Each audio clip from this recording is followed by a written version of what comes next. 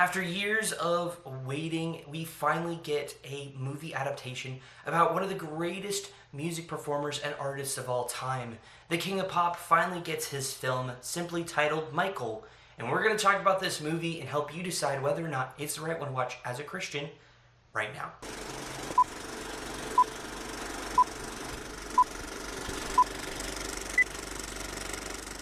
Hey friends, welcome to the channel. I am your host Tim, and we exist to help Christians live in the world, not of the world, by utilizing our convictions in the movies and shows we watch. Michael is rated PG-13 for some thematic material, language, and smoking. So we're going to dive into 5 convictions that may distract or hinder your relationship with Jesus, any theological themes present within this movie, and wrap it up with my own thoughts on Michael. So without further ado, let's dive into the Christian Conviction Meter.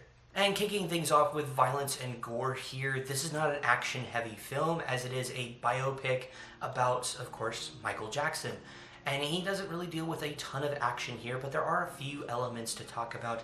There is a little fire scene and some fireworks, things of that sort, but there is a fire scene in which Michael does catch a bit on fire. At the same time, too, there is also just verbal ridicule and abuse that he deals with. There also is, and I do want to be very careful with this, details about his childhood in which his father unfortunately used a belt against him, and we do see that played on screen. It is very dark, and even in my theater you could just hear the entire room just go silent at that part. So I do want you to keep that in mind, especially if this is a very sensitive area for you. It may not be something you want to necessarily see on screen. After the fire scene, we do later see within the film the injury Michael sustains to his head. It's not super graphic, but you can tell it's a pretty bad burn. There are also a few other burn victims during that entire portion of the film. All of that to say, just to be on the safe side here, namely because of the child abuse that does take place within the film, we are going to give this a 3 out of 5 in this category. Our next category is lust, and we don't really have anything here. There's nothing to worry about from my perspective. If I did miss something, please feel free to leave it down in the comments below, but as of right now, it's going to be a 0 out of 5 in this category. Our next category is substances, and we do get a lot of smoking. This does take place from 1966 to 1988. So what does that mean? That means that is the era in which a lot of people smoked. Whether it's cigars or cigarettes, it doesn't really matter. It's all a part of this movie. There's a lot of smoking that is contained within the film, whether smoking in a building, smoking outside, smoking in a car. It doesn't really matter. Like I said, there's a lot of smoking contained within the film. I've said that way too much now. But there also is some alcoholic beverages that are a part of this movie as well, namely some liquors, things of that sort are a part of this movie, but it is minor compared to the use of cigars and cigarettes within this film. All of that to say, because of the heavy use of smoking here, we will give this a 3 out of 5 in this category. Our next category is profanity, and there's a little bit here. Hell is used, the A word is used, the DA and SH words are all used. There probably is a few other profanity or language used throughout this film, but those are the ones I particularly caught throughout this watch of the film. At the same time too, I'm sure there probably is a use of OMG or Jesus somewhere within the film, so that is something to keep in mind here. We are going to give this a 3 out of 5 as well for this category. And our last category is intense/horror scenes. This is not a horror movie in any way, shape, or form, so you don't have to worry about any horror images contained within Michael. That being said though, just like I talked about in the violence and gore part, Michael does suffer child abuse. He is beaten with a belt, and he's also verbally abused as well by his father throughout this entire film. Granted, this is painted in a little bit of a lighter light, but it still deals with the hardships and heartache of what Michael experienced within his childhood and being a part of the Jackson 5 and the wrath of Joseph Jackson himself. At the same time too, there also is a scene in which Michael is hit with fire and he starts burning. It is pretty traumatic, pretty intense within this movie. Of course, traumatic for Michael himself within the film. At the same time too, like I mentioned earlier, there is a scene in which Michael is talking to other burn victims within the hospital. And so we do see one person who's covered just with a bunch of burns, unfortunately due to some sort of event that happened. As well as, of course, there is some touching on racism. Of course, it's from 66 to 88. And even though the civil rights movement and a lot of bills were passed and things of that sort, there still was racism that was dealt with in that era, and it still unfortunately is a part of our world today. The biggest thing we see within this is MTV not wanting to use Michael Jackson and his music because of the fact that he is a black artist. And so that is also a part of the film as well. All of that to say, we are going to give this a 3 out of 5 in this category as well. So our grand total on the conviction meter is going to be a 12 out of 25. Now it may be under halfway, but every single category, except for lust that we talked about, is all going to be fairly moderate in its usage. Of course, the two strongest areas here to be on the lookout, of course, is dealing with child and verbal abuse that was dealt with within this film. And of course, the use of smoking is a very big prevalent part of this film. So that being said, if anything we talked about compromises your convictions in any way, shape, or form, don't worry about watching Michael. No movie or show is worth you compromising your relationship with Jesus over, so make sure to keep him first. That leads us beautifully into our next topic as we dive into some theological themes that are present within Michael. And I'll be honest, I wasn't expecting them to really deal with God or Jesus in any way, shape, or form, and I was pleasantly surprised by some of the conversations that happened within this movie. There is a reference by Michael's mother who talks about how Jehovah and some of those things and letting your light shine, right, is what she tells Michael to do. And Michael later on, as he's kind of contemplating different things, he talks about how God saved him, and specifically not just from the fire, and he's like, well, I could have died, and I need to let my light shine to the world, is essentially what he said, like God's given me a second chance. It also allowed me to do a little bit of digging and history on Michael Jackson and what he believed. And so I did find out he grew up Jehovah's Witness. He grew up there, but eventually kind of left the faith, as we see throughout some of his albums. But there are a few reports and conversations with those close to Michael Jackson who stated that later in his life he accepted Jesus Christ as his Lord and Savior and started really diving into the more basic Christian beliefs and things of that sort. Now, that's not to say that Michael is a Christian for sure. Again, it was just what was shared by those close to him.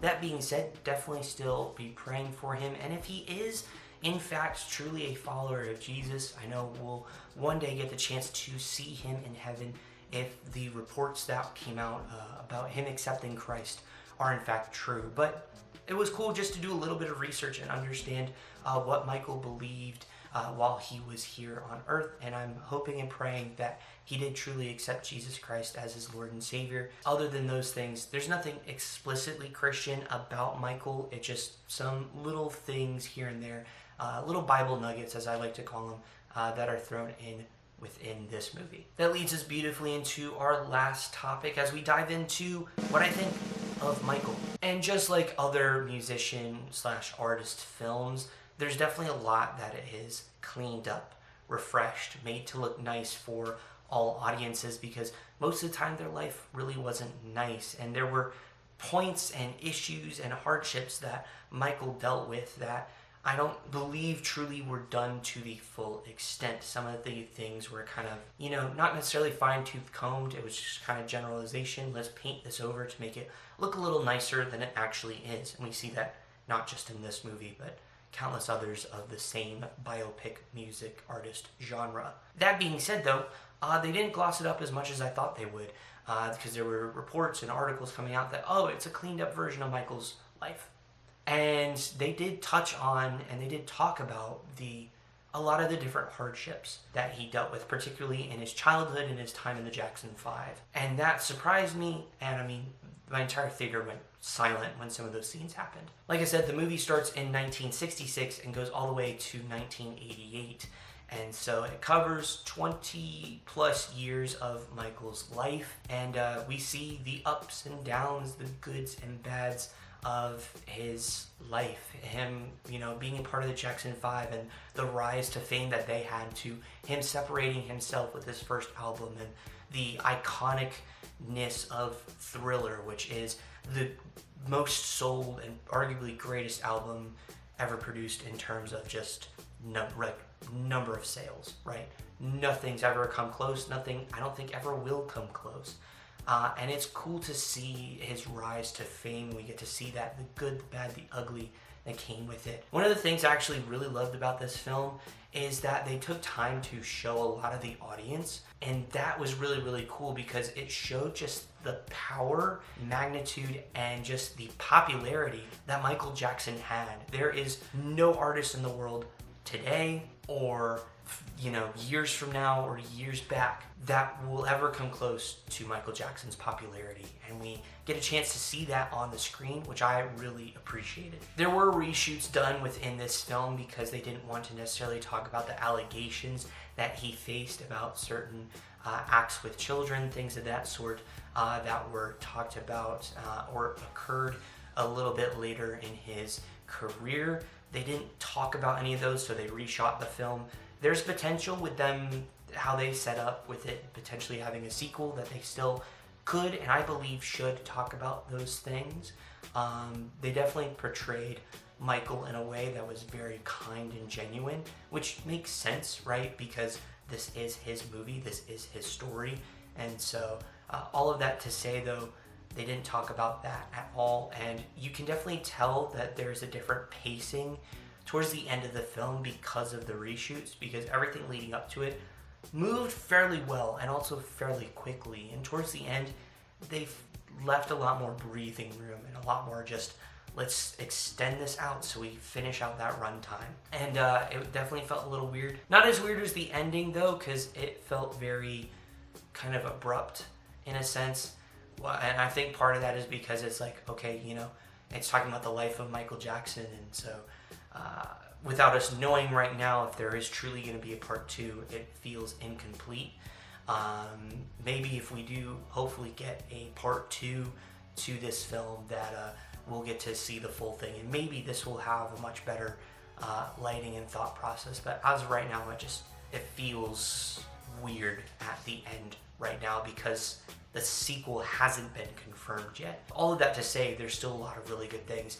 And by far the best part of this film is Jafaar Jackson, who is Michael Jackson's nephew. And oh my gosh, his performance is absolutely stellar. His movements, his actions, the way he talked, the way the presence he had within this film very much echoed his uncle. He did, I think, almost everything he could possibly to embody Michael Jackson. And there were moments within this movie, where I didn't feel like I was watching Jafaar Jackson playing Michael Jackson.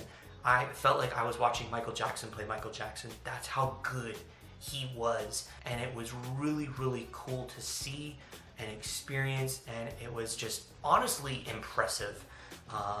It would not surprise me in the slightest if he does get a nomination for Best Actor in any way, shape, or form, which that makes 2 now. You had Ryan Gosling, at least in my opinion, and now Jafaar Jackson are at least 2 of them, in my personal opinion, but he was absolutely fantastic. The movie is very enjoyable. If you're looking for those spectacular Michael Jackson beats, you're gonna get it. You want his iconic music, you're gonna get it. You want his iconic moves, you're gonna get it. You're also gonna get some really solid storytelling, some good heart. You get to see the origin of Michael and who he becomes, this iconic pop star that took over the world and in many ways is still influencing the world long after he has passed away. And so that just goes to show just the influence and power of music, and we get to see it full front and center through the story of Michael Jackson. And so overall, I thoroughly enjoyed this movie. It was very fun. I know critics have come out and pretty much slammed the movie. Last I checked, it was like 32% on Rotten Tomatoes or something. Just a reminder, Rotten Tomatoes for critics, it's either you recommend the movie or you don't. So only 32% recommend the film. I don't know why. It's fairly enjoyable. There's no real issues other than the end that I have with this film. It's a fun time. It's definitely going to be a crowd pleaser. I would definitely say if you are a big fan of Michael Jackson and his music, or you grew up in the 80s and you grew up during the Michael Jackson era, definitely check out this film for sure. If you're a big fan of biopics, also check out this movie for sure. But I've stalled you enough on what I think, and overall I'm giving it an 8.8 out of 10. I thoroughly enjoyed this movie. I thought it was a lot of fun, and here's to hoping we get a sequel, but I do think we're going to get one. This for sure, in my personal opinion, is going to be a $1 billion film. just again showing the power of Michael Jackson and his music. So those are my thoughts. Let me know yours down in the comments below. Have you gotten the chance to see Michael yet? If you have, let me know what you think. If you haven't, are you excited about the film? Are you not excited about the film? We can chat all about that in the comments. While you're down there, consider hitting that like, subscribing for us, joining our community here on YouTube. Thank you so much for taking time out of your day to spend time with us here. We truly appreciate it. It means the absolute world to us. Before you go, there's a few video recommendations here that YouTube is suggesting to you. I have no idea what they've picked. They're especially for you. Yes, you watching this right now. We'll see you all in the next one.